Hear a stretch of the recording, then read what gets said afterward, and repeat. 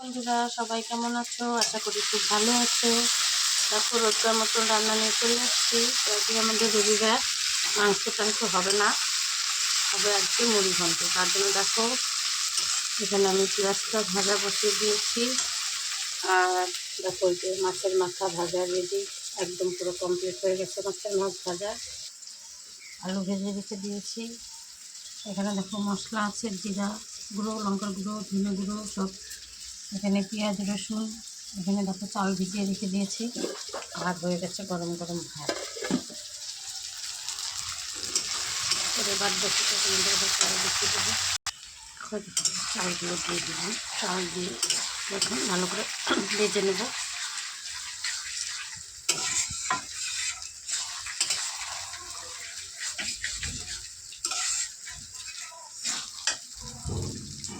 কিছুক্ষণ পরে বাদ বাকিটা পরে দেখিয়ে দেবো। চলো টাটা।